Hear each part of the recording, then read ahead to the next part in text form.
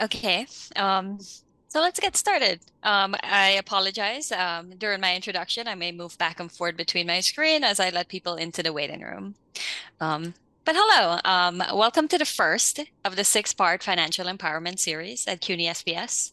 For those of you who don't know me, my name is Reshma. My pronouns are they, them, and I'm the Student Development and Leadership Coordinator in the Office of Student Life. So a few housekeeping reminders. We encourage you to turn your cameras on throughout the presentation, as comfortable as you can be. We'd love to see your faces. Engagement is vital in this workshop. Knowledge of finance means little if actions are not implemented. So we encourage you to engage in the chat or via audio or both throughout the activities and reflection questions. Auto captions have been turned on if needed. Please keep your mics muted to limit any disruptive background noise. This session is being recorded, so all content questions will be addressed at the very end. But if you're confused or unsure about a task during the presentation, please let me know in the chat or use the raise your hand feature and we'll get to you. We encourage you to attend all six sessions if your time permits, because they all follow a format where you will engage in the activities that Ananya will go through. Um, so as some of you know, I love to give things away. So the top three most engaged students in today's workshop will win a financial literacy book. Our presenter, Ananya, will determine who the top three students are and provide me with their names. That being said, please ensure that your name is accurate on your Zoom, as I will not be able to track you down otherwise. So a survey will be provided at the very end of the workshop. We ask that each of you complete the survey and provide any thoughts on improvement. Everyone who completes the survey will also have a chance to enter into a raffle to win a financial literacy book. That being said, you're not here for me, though I wish you were. Allow me to introduce our facilitator for this series, Ananya Jalan. Ananya is deeply committed to enhancing financial health for everyone. Having spent her adolescent years in India, she became acutely aware of diverse familial financial dynamics and the consequences that stemmed from the lack of financial education.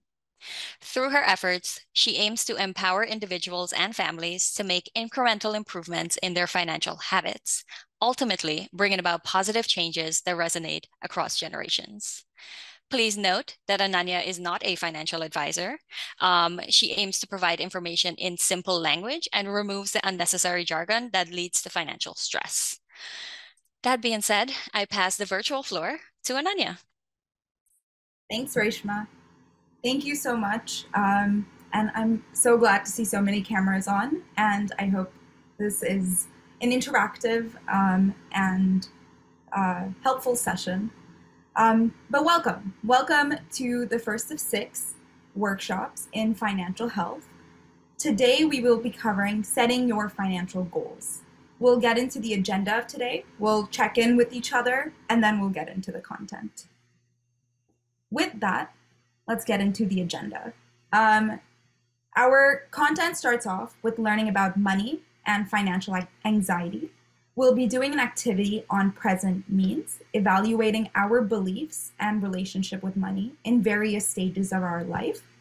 We'll start off with the past, we'll move to the present, and then we'll look at how we want our relationship with money to be going forward.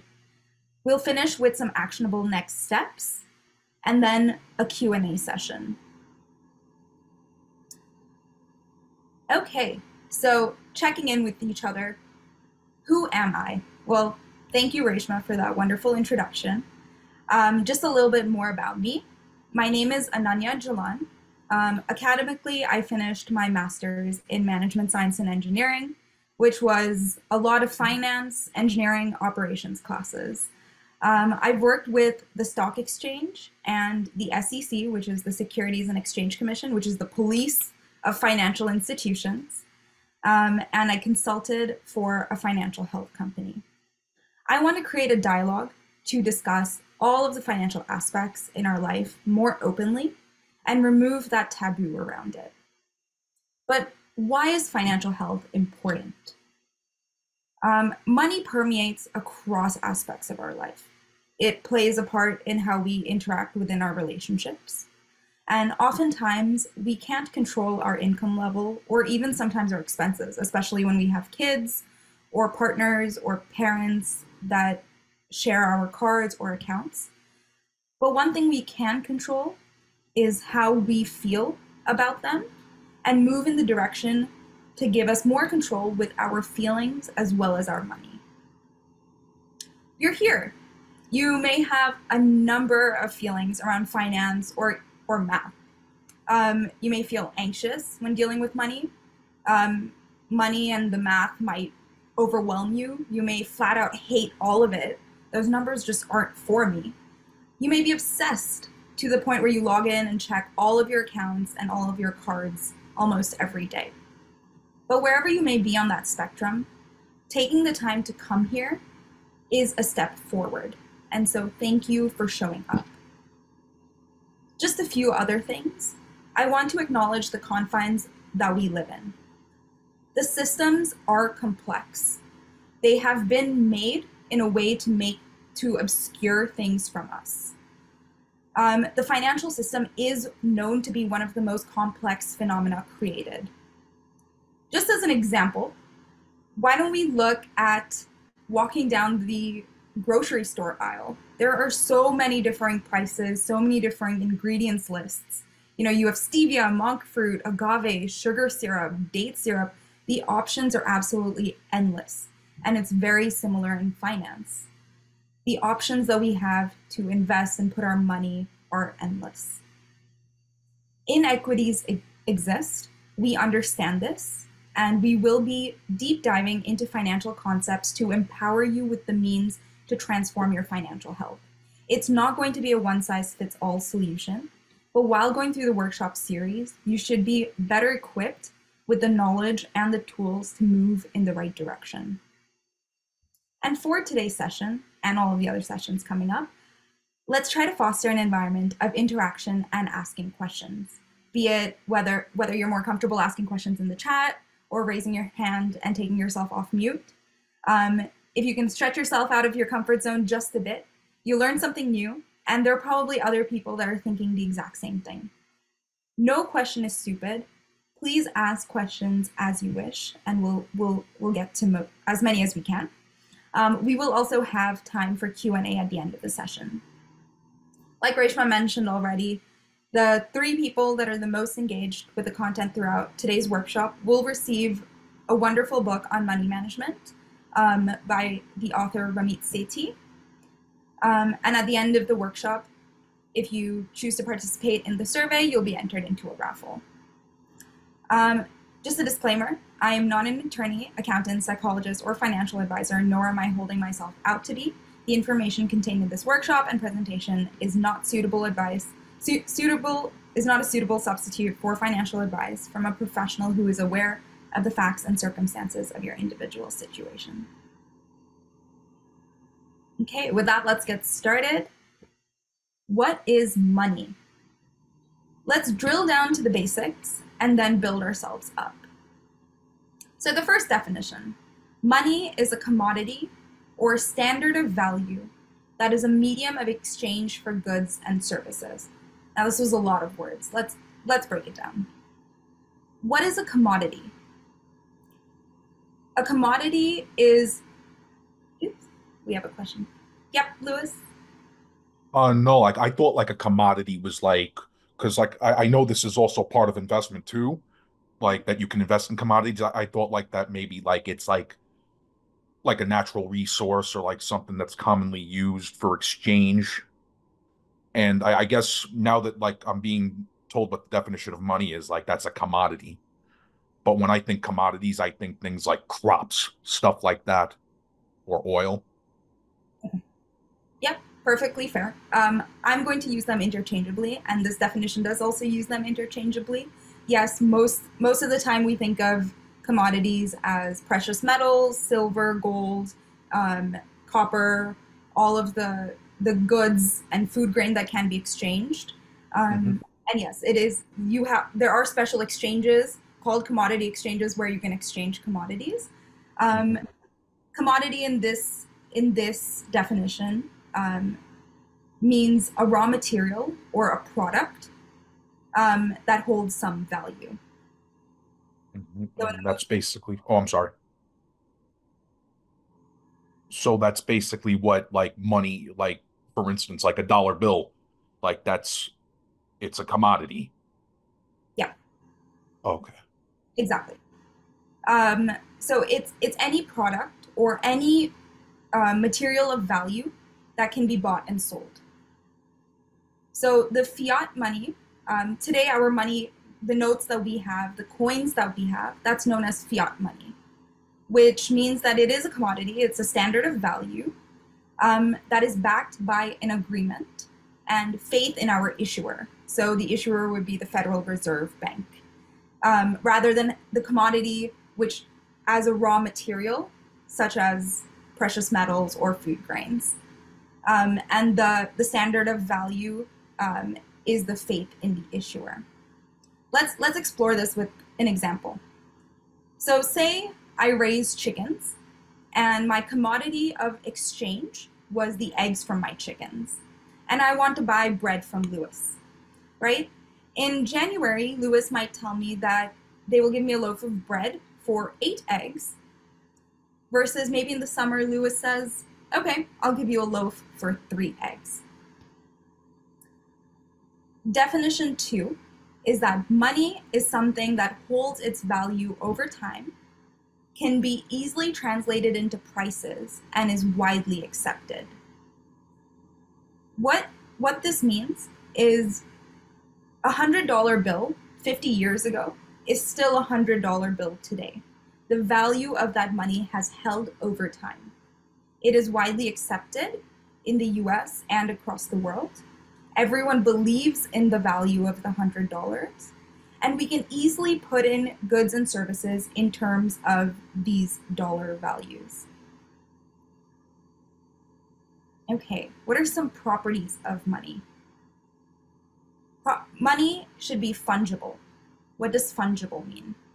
It means it can be easily interchanged or exchanged or substituted.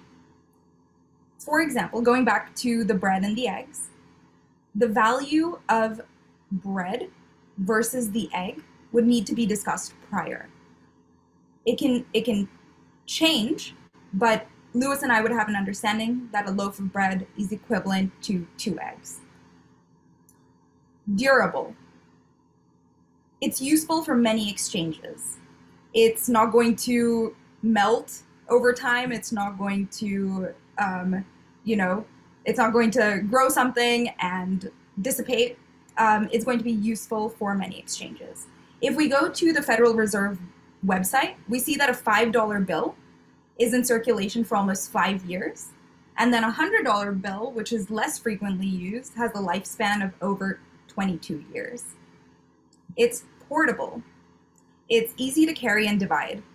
It's not like a gold bar or a silver bar where you have to carry, you have a separate backpack or a separate roller suitcase to carry all of your stuff. It's recognizable. We can see the value of every dollar bill or every coin on the money itself, and everyone recognizes it across the country or across the world. And there's a stable supply, which is maintained by the Federal Reserve. Yes, Angela, if you could take What was fungible again, the definition of that? Fungible means easily interchangeable. So if I give you $5, we can exchange it back and forth. You can take that $5 to someone else tomorrow.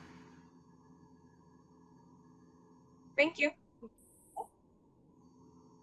Okay, we're going to jump into a few games. If everyone could take out their phones, or if you're on your computer or another device, open Poll Everywhere, which we'll be using for the next few slides. What's it called? Poll Everywhere. The link will come up right here. And Rachma has also dropped the link into the chat.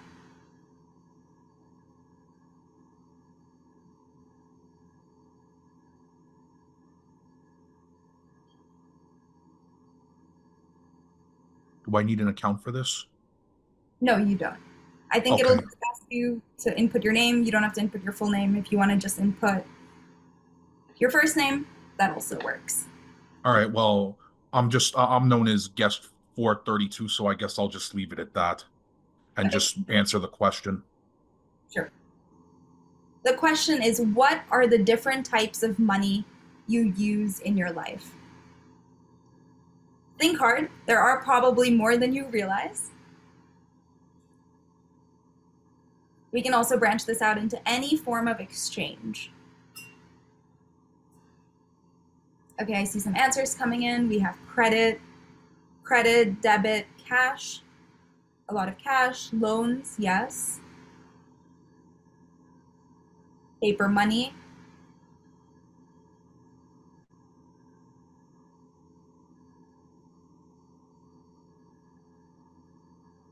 Credit, debit, cash.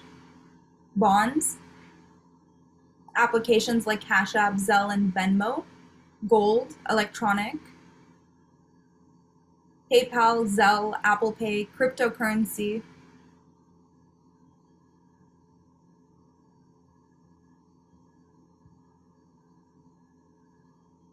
Yeah.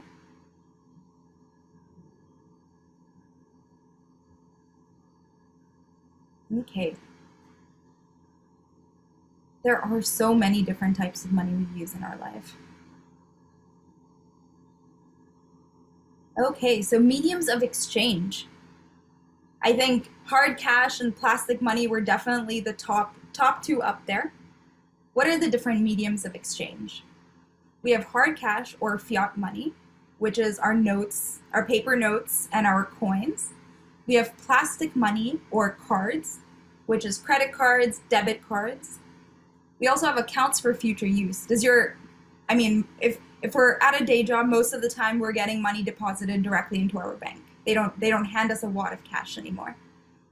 Yep, Lewis. For the accounts to store money, would a Roth IRA or 401k count in this category? Yeah, those would all be considered retirement accounts. Oh, okay. Yep. Good question.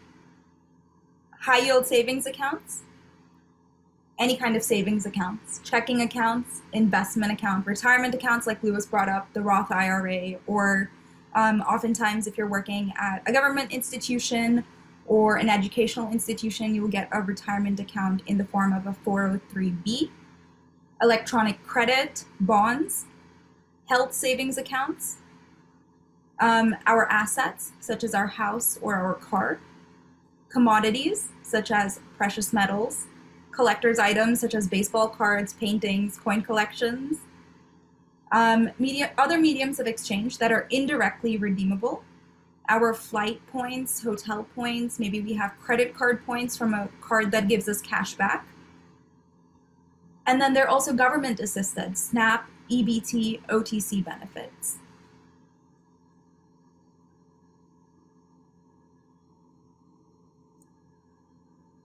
Okay.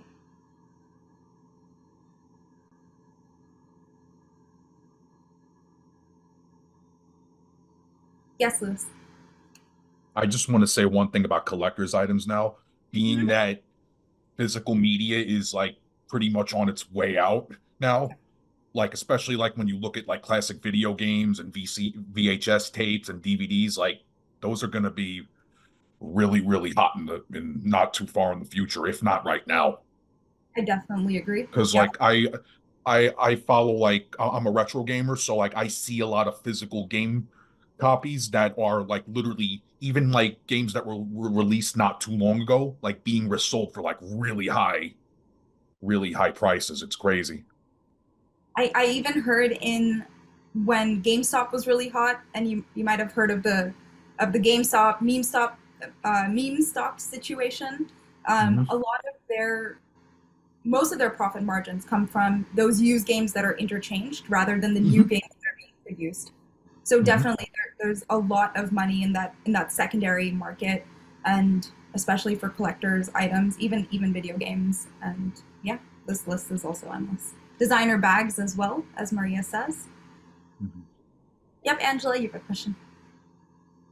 Would Bitcoin or like those virtual currencies fall within this as well?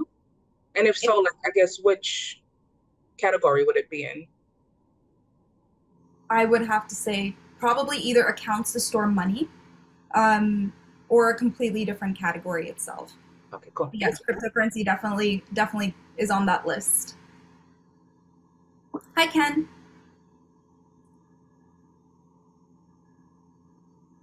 Oops. I don't know if they had a question. Okay, let's move on to our next question. We'll still need our poll everywhere. Sorry, I was going to ask about crypto, but you had already answered it. Okay, no problem.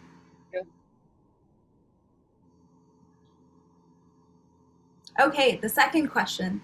77% of Americans are plagued with anxiety about this, and 58% feel that it controls their lives.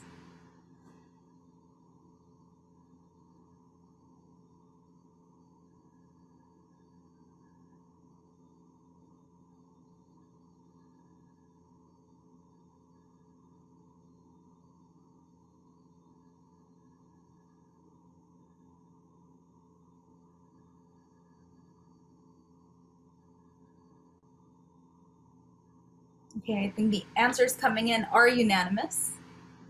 We have some for artificial intelligence, some for politics.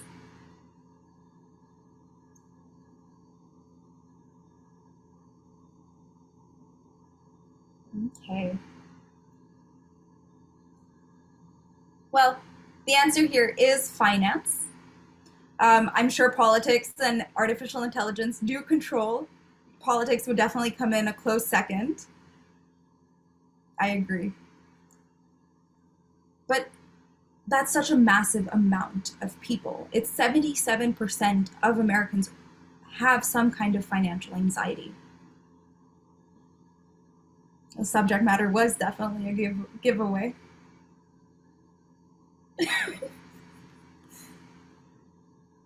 This chat is buzzing.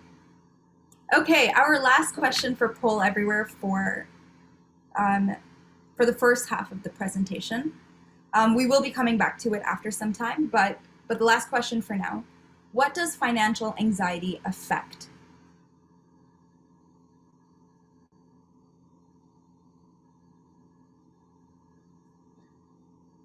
There are multiple answers. Sleep. Sleep seems to be the biggest one. Mental health, self-esteem, energy levels. Mental health and sleep are tied.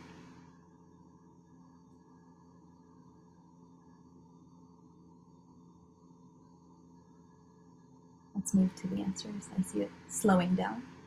It's all of them. Financial anxiety affects our sleep. It affects our energy levels, our contribution at work, our mental health, self-esteem, physical health, and our relationships. All of the above, exactly. But just looking at that list and seeing how many different aspects of our life it affects. Okay, we're done with the poll everywhere for now. So if you have your phones, you can put them away. We will be coming back to it after some time, and I'll let you know when to pull out your phones again. Okay, throughout our workshops, we're going to be interacting with various characters. Today you're going to meet Marcus. Marcus is a 33-year-old single parent with twins, Anton and Antonia. Marcus is originally from the Caribbean. Marcus owns his home in New York and rents out part of it. Marcus is a music teacher at a high school and also side gigs as a private piano teacher. Marcus wants to pass on his love of music, Broadway, and culture to his kids. We're going to move on to an activity, and we're going to use Marcus as an example. If Reshma could drop the sheet into the chat and also the link. We're going to be working Um, we're going to be working on an activity on present means. Please go ahead and download the sheet. I understand that the sheet may not be downloadable for everyone if you're working on, a tablet or a phone. So if you're on a computer that supports Microsoft Office, please go ahead and download the sheet as is. If you're on a phone or a tablet or another device, you could access the sheet through the Google Drive shared link, and you can download a copy to your personal Google Drive. I'll give everyone a minute or two to go ahead and download it, and then I'll explain the activity.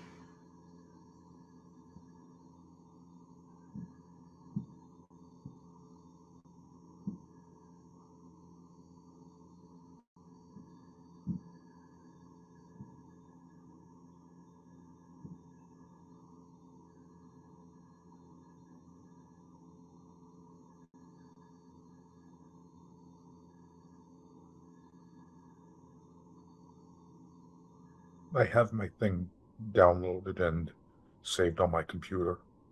Okay. Go ahead and open it, and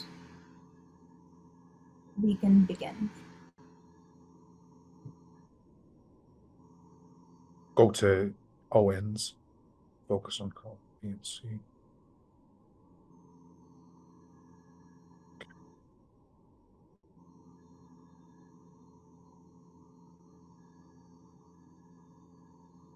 Okay. So I'm going to assume that most have it downloaded or opened. If anyone has any questions, please go ahead and put it into the chat, or any difficulty in opening the sheet. The question we will be addressing first is, what are my current means of living? What are my income? What is my income, and how do I feel about this?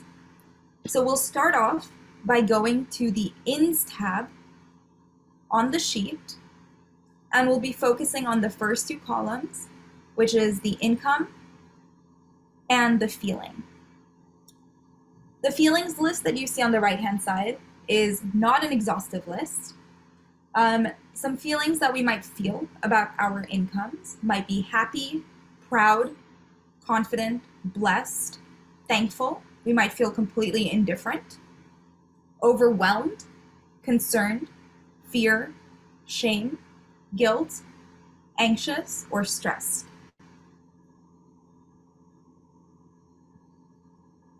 So using Marcus, let's look at Marcus's Ins sheet.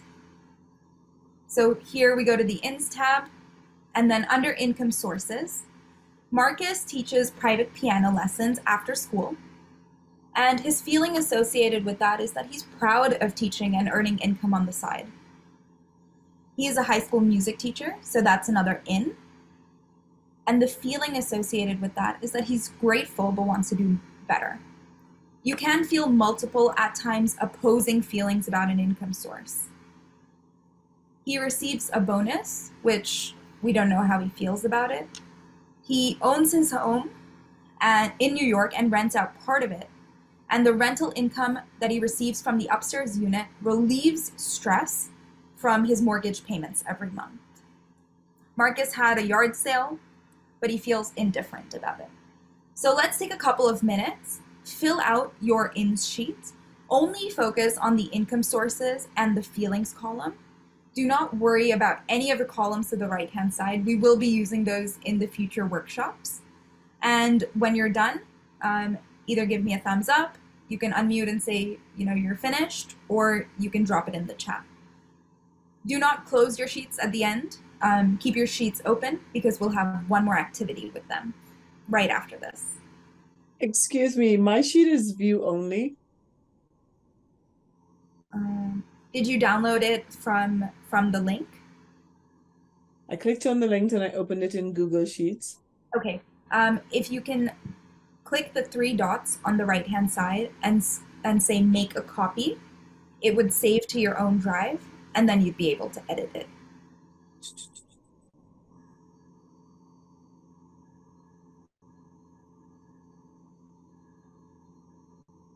Make a copy is not an option.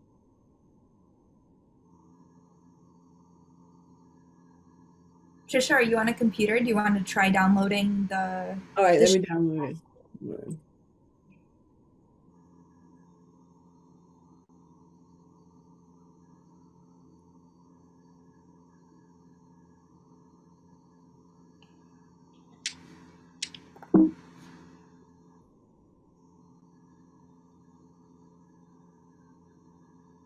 Okay.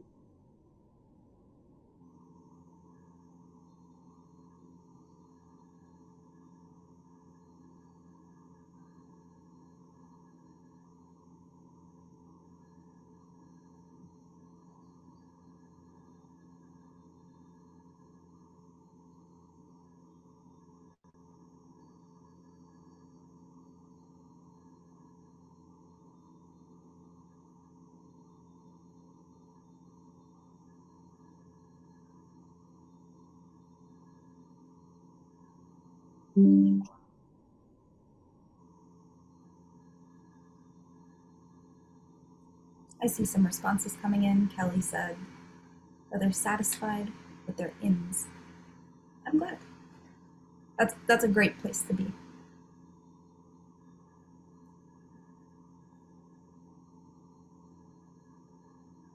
Relief.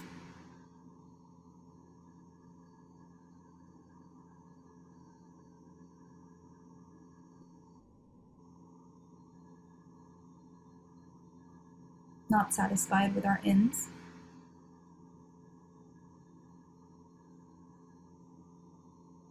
We could be happy about one, maybe not happy about the other. We could be multiple feelings, like Angela said, relieved, thankful, and sad.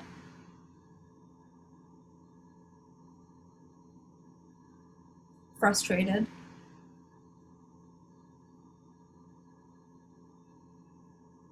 Appreciative. Yep. Hi, Samuel. Yeah, hi Ananya. Are we looking at this? Can you hear me? Yep, I can hear you. Are we looking at this from a current day perspective in terms of what the ins are and what potential expenses are out there? Correct. We're not going into expenses on the ins sheet. Ins is anything that's coming in as an income to us. So from a current perspective, if you have a day job, you put that as an income source. If maybe you're expecting a bonus in the year in 2024, you could put that in. So anything that's in 2024. Okay, thank you. Yeah. And are we writing ins right below Marcus's? You can go ahead and delete Marcus's. It was just a template. So go ahead and delete those, and you can overwrite on top of those ins. That's what I did. You wrote it right below? Or overwrote No, it? no, I wrote it. I just got rid of Marcus's thing because I knew Okay. it was blueprint. So Yeah, that was just a blueprint. You can get rid of it. Feel free to delete it and overwrite with what applies to you.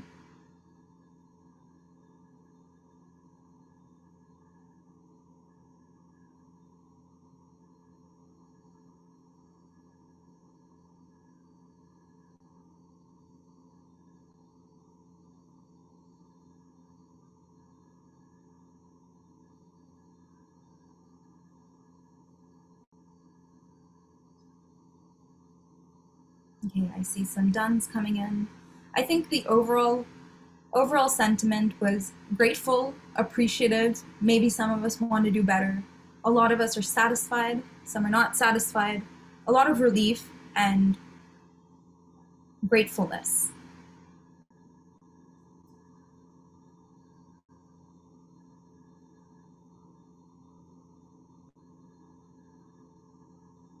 We're going to move on to the next part of this activity. We still have your sheets open. We're going to move on to the Outs tab. The questions we will be addressing now are: where does my money go? What are the expenses that I have? how do I feel about this item or this cost area that I spend money on? So we'll be going to the Outs tab. We'll be focusing on 3 columns. We'll be focusing on the the expenses column, the feelings, and whether this is a need, a want, or a convenience. Again, this is a blueprint, so anything that you do not use, please feel free to delete it. If there is an area that you want to put money in, such as a retirement fund, a Roth IRA, a 401k, which we will be learning about more in future sessions, but that's not an area that you're currently putting money in, still put it in the sheet. For example, maybe you want to take your kids to Broadway shows. Maybe put that in the sheet, even if you're not currently spending money on that area. You can put the amount as 0, and we will address it in future sessions.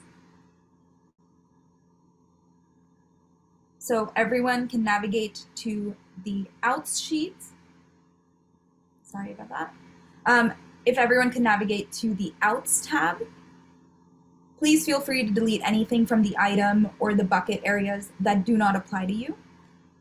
You can put your feeling words in the second column, and then whether this is a need, a convenience, or a want. If you look at the colors, we have 3 color schemes. The yellow is for everyday expenses. The green is for any kind of debt that we may have. And the purple is for savings, investment, or retirement accounts that we're putting money aside. It's going out of our bank account, but it is being stored somewhere for future use. Yep, Lewis. Do you want us to put our feelings in the chat or like just concentrate on the Excel sheet now? Concentrate on the Excel sheet, and then once you're done with that, if you want to put in some feelings in the chat or take yourself off mute, that would also work. Okay. Yeah. And moving to the Outs, we see for Marcus, we see that subscriptions such as Disney Plus and Netflix, they are a need for Marcus's family. It helps them save $60 or $70 associated with going out for a movie. So now, what is the difference between needs, wants, and convenience? Needs are anything that are necessities for your daily life. Wants are important to your quality of life. And convenience is the icing on the cake. It's anything that adds more value to your life. These would ideally be the first costs that you cut in a downturn. An example of this is maybe we use Instacart and have groceries delivered at home, or maybe takeout. So those are good to have, but not a need, or possibly not a want. So let's take a few minutes and fill this out. I understand that Outs is definitely much longer than our ins. And again, we're just focusing on the first 3 columns, that is the item, feeling, and the need, want, or convenience column. We don't have to worry about any of the columns to the right.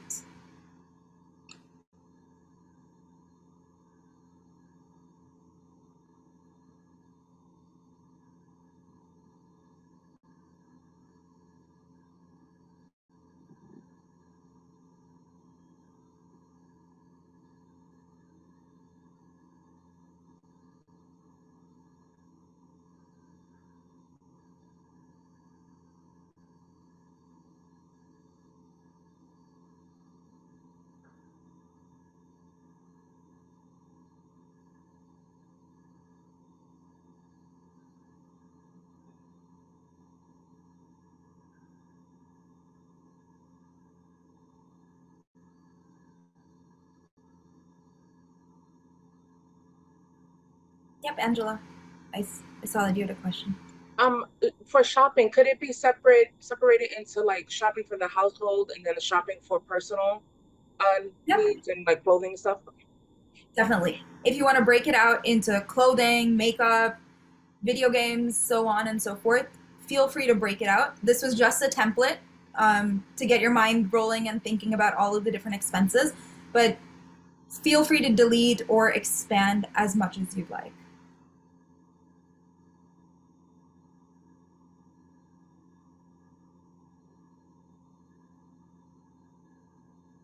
Even insurance or education, you could break those out as well.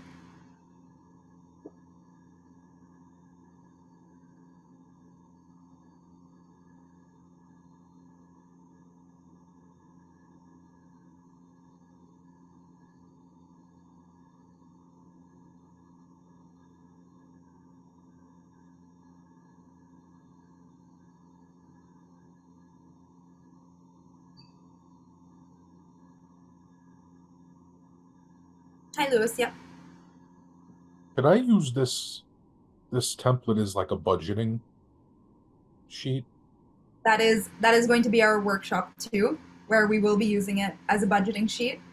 But right now, for workshop 1, we're just looking at how do we feel about it, because eventually when we get into budgeting, let's say there's something that we feel, you know, really stressed about, but we're still continuing to spend large amounts of money on it, and it is either a convenience or a want. Maybe that's an area we can look to reduce our spend on. And so ultimately this will be moving forward to a budgeting sheet, but we're getting baby steps to get there. Okay, I'm just saying like generally, like in general, like after these workshops have concluded. Oh, absolutely. Yeah.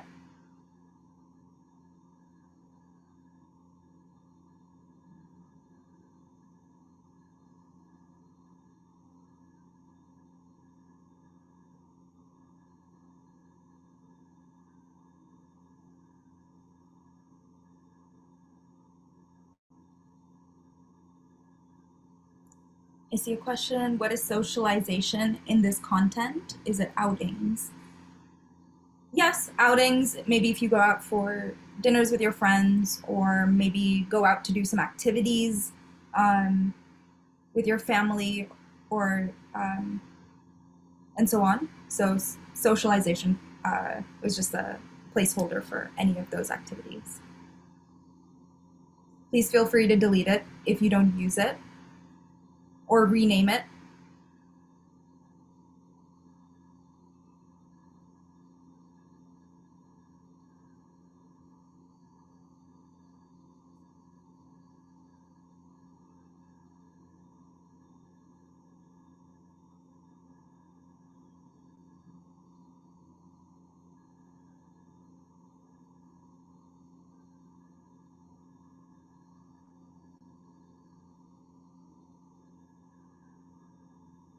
Is there a miscellaneous column?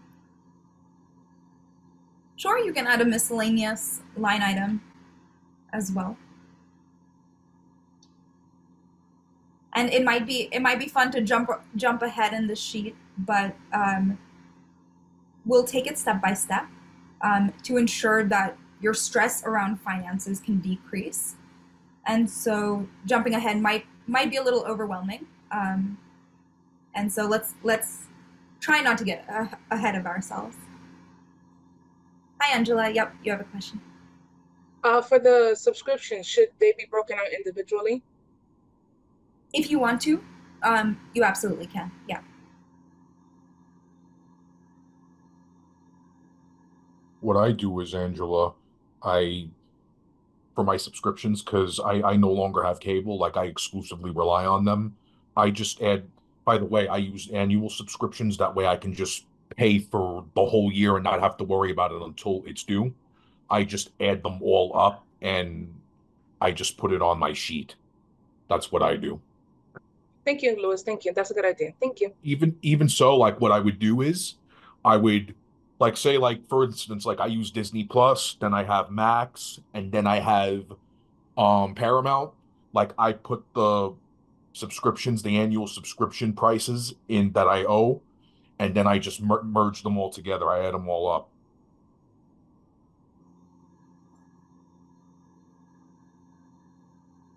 That's definitely great advice. If you sometimes we pay subscriptions monthly. Maybe if you pay them monthly, you want to break them out so you can see, okay, maybe my Disney Plus subscription. I use my Netflix, but my Hulu I don't use anymore, and so I want to cut that out. If you prefer to break it out that way, that's another option that you have. I mean, like I'm just like giving like my personal opinion, like what I personally prefer, but also I also understand that like every situation is different, but I also contribute in my opinion just to like give some food for thought. No, definitely. I agree, Lewis. I think that's also a great way. Uh, it is not a one size fits all solution. And that's a great way to do it as well, where all of your annual costs are added up into one place. You have all of your subscriptions costs bucketed into one area, and you know exactly how much money that you are spending on subscriptions every year.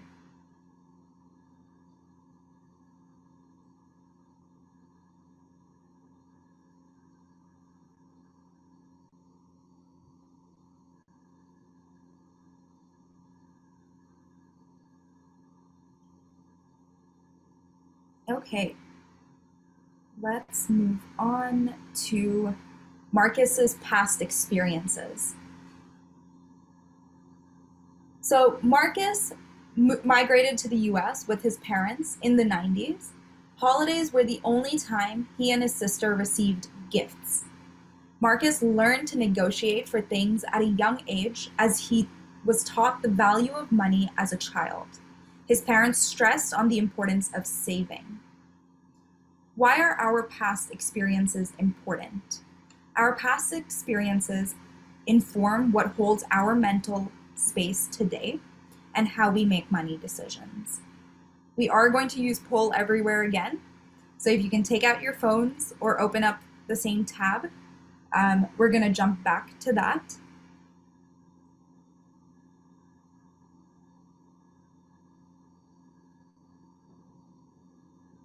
What is the first word that comes to your mind when you hear the word allowance? Some of us didn't have an allowance. We just had to do chores for free.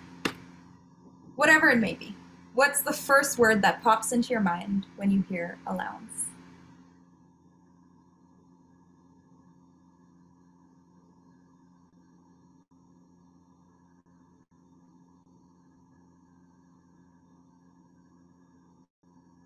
Excitement, stipend, pocket money, small change, budget,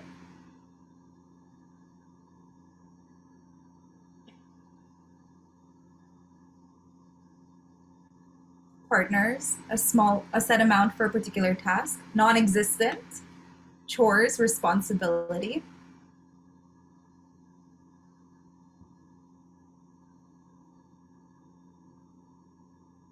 lunch, sad, average,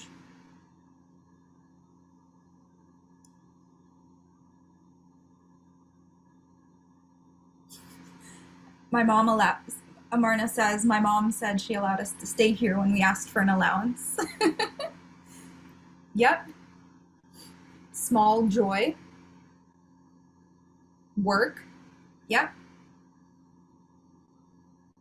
Okay. Next question. I agree, Christina. I didn't get an allowance either. We just had to do chores for free.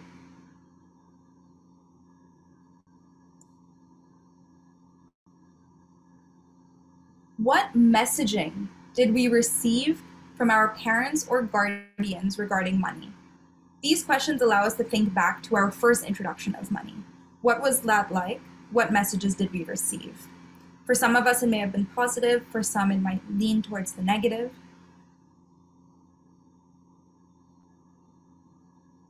Don't squander it.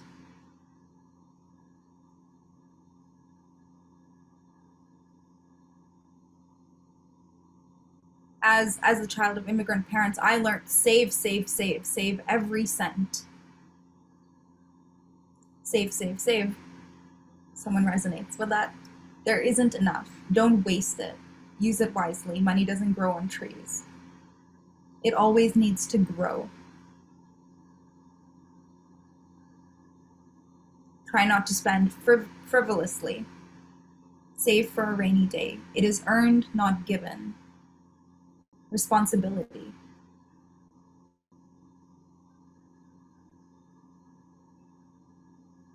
Put some away for a rainy day. A lot of saves coming in here. Provide for family, get 2 or 3 jobs. You need it, save, but also enjoy your life. Don't waste it. Be financially aware. Be wise with it.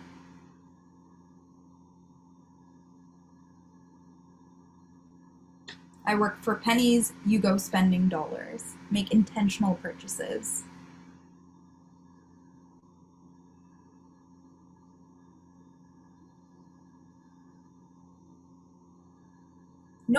No messages are also a message. Generational financial illiteracy, but if you do well in school and college, you can get a better job.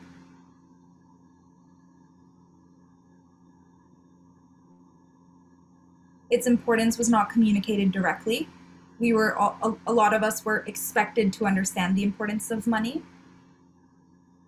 So we all got very mixed messages regarding money. A lot of us heard the conventional, save it, be intentional, be wise with it, but we weren't taught how to be wise with it. What does that mean? What does it mean to save it? Where do we save it? Do we put it under a mattress? How do we save money?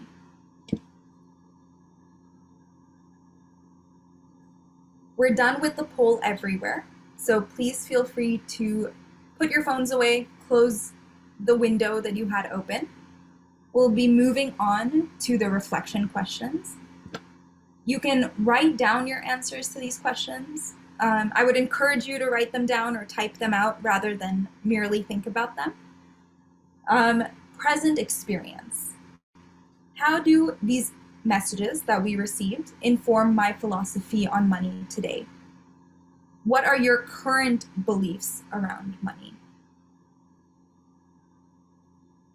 So maybe if we didn't get any money messaging when we were children, we wanted to learn everything as adults.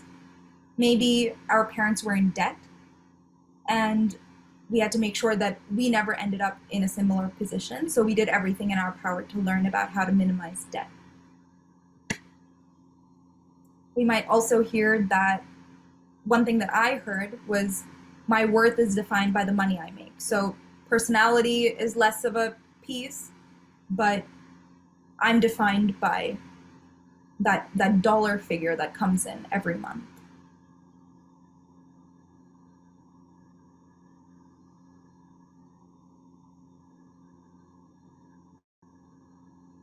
Can you write that down? Because that just like struck a nerve in my soul that you're only worth the money that you bring in. Can you like write that down so I can copy it?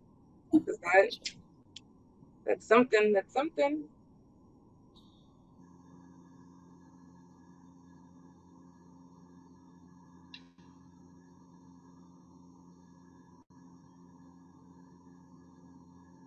My belief is that it is a tool. It could be used for good or bad. Pillowcases are a safe bet. Yes, definitely. Just make sure to take it out before it goes into the washing machine. Kelly says, they learned from what they saw. I was determined to do better. I'm here for a good time, not a long time. I will not be taking it with me. If I must labor, I will make myself comfortable and happy with my earnings. Yeah. So we see a lot of those money messaging coming into how we use money and how we think about money today. Okay, Marcus tries, going back to Marcus's story, Marcus tries to give his children gifts as often as he can once expenses are managed and places a lot of importance on quality time and experiences with his children. He teaches his children about money and passes values of savings along to them and has conversations with them when they go to the store. Marcus is the man, yeah. Okay, our present moving forward experience. Where do I want my money to flow? What are areas or goals that matter to me? I would encourage you to think here both short-term and long-term. Maybe we want to save for a down payment of a house. Maybe today, I want to spend some of the money because I am here for a good time, not a long time. What are some of those things that matter to you in the short term as well as the long term? Who is going to be affected by my money decisions? For Marcus, it is his kids. For some of us, it might be people that we're caregivers for. It could be partners, it could be kids, perhaps even our pets. Education for my girls and I. Vacations for my family members, flowing into something lucrative. Saving for a down payment for a house and having money flow for savings. Short-term, live comfortably, long-term retirement, Samuel says, yep. Starting a business and traveling. I would love to hear more about what that business idea is, but yes. Getting my 6 months of emergency funds saved, Kimberly says, yeah. My debt and savings for a house and a wedding and future businesses, for college. Yep. Okay. Our last reflection question for the day. What is my ideal future with money, and what do I want my relationship with money to look like?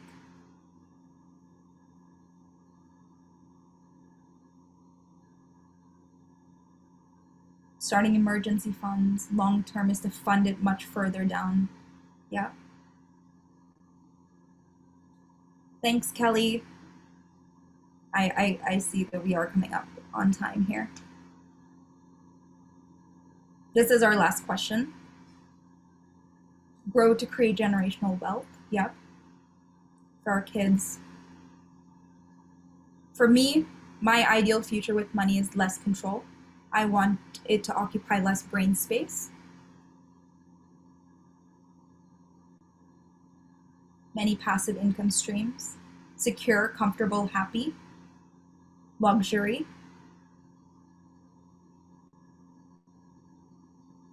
Generational wealth, yes.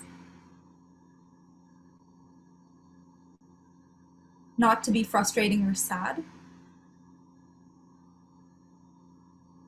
I want my relationship to be comfortable. Security, happiness, peace, stress and debt-free, definitely. I'm sure we can all resonate with these things. Out of debt. Okay, before we move on to actionable next steps and finish off, these were a lot of reflection questions, and most of them are not easy, especially when we've had difficult relationships with money, maybe from our parents or guardians managing it or lack of managing it well, and also how we manage it today. So what were some of the things that came up for you? How were the reflection activity experiences for you? Was it cathartic and opened up the gates to more in-depth money conversations? Did you absolutely dislike it? You were like, oh my God, Ananya, I cannot attend 5 more sessions of this. Or was it, Ananya, I already knew this stuff? Yep, Lewis. So I have I don't want to say rudimentary, but I have a good grasp of basic like personal finance. Like I've read a few personal finance books and I listen to a few personal finance videos on YouTube while I'm studying. So I do have a grasp of it, but now I have this layout here, this Excel sheet. Like this is good for me to finally get my feet wet and finally take action.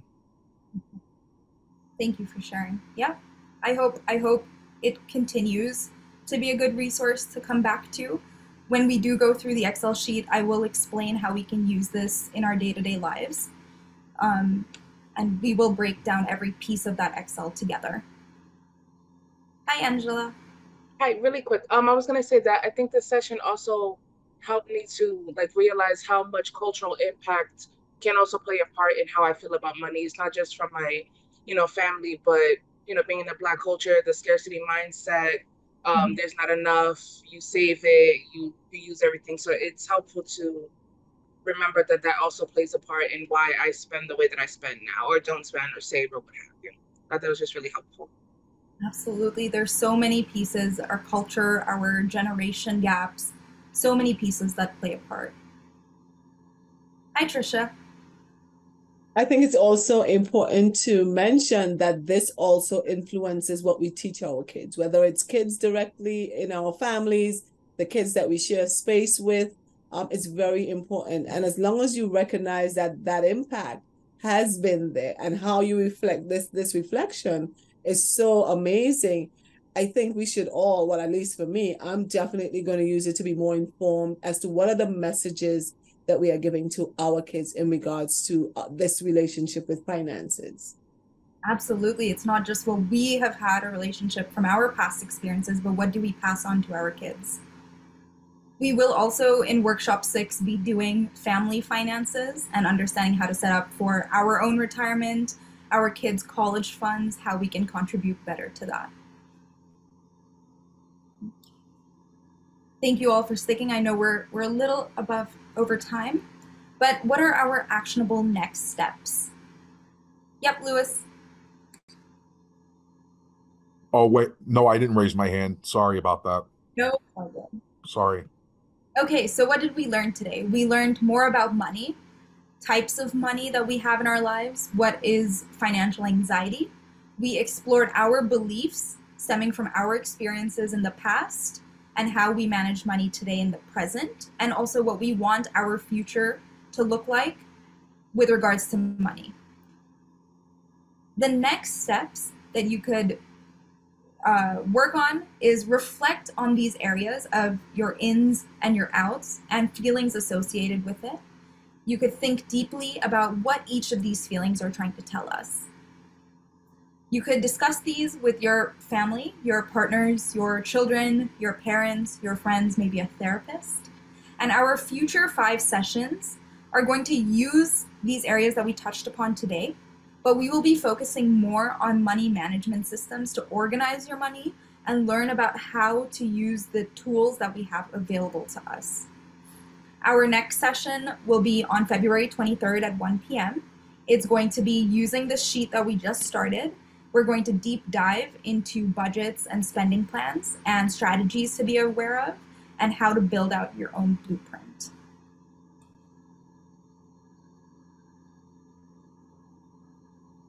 With that, I thank everyone for coming.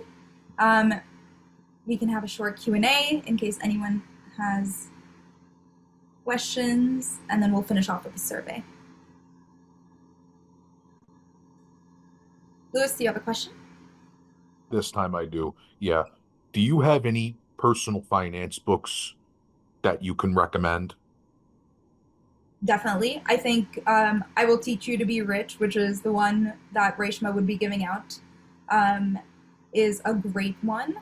That's by Ramit Sethi. It's a great place to start. There are actionable steps at the end of each chapter that guide you into making your finances more automated. And it starts, again, it's a very building block approach where you start small and you build upwards. I think that's a great read. There are also some podcasts. I will be attaching a link of resources when Reshma sends out this PDF, and so you could look at that in further detail. Can I just ask you, what do you think of Robert Kiyosaki, the guy who authored Rich Dad Poor Dad? Well, I've heard a lot about the controversy that has been surrounding that book in recent times. That's why I asked, because you know what? Like, I looked into him. A lot of the stuff that he posts, like, and like talks about is kind of sketchy. I mean, I still have his book, Rich Dad Poor Dad. Like, I never finished it, but I don't know. Like, some stuff is great, but some of it, like, I've also heard before, so like it's really not revolutionary.